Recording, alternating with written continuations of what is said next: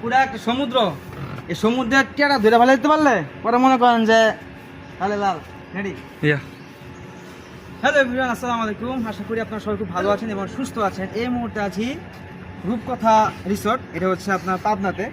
আর আমার চারপাশে খুবই সুন্দর একটা দৃশ্য দেখতে পাচ্ছেন আপনারা। মাহফুজ, সবাইকে একটু দেখাও।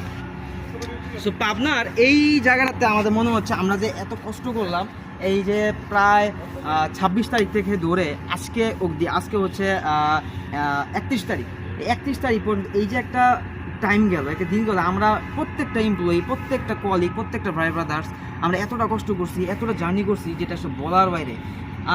আমি যদি বলি লাস্ট ডে জাসমিন, গতকালকে আমি 700 কিলোমিটার প্লাস জার্নি করছি এবং আমার সব কিছু কষ্টের যত অবসান সব কিছু এই রিসোর্টে এখানে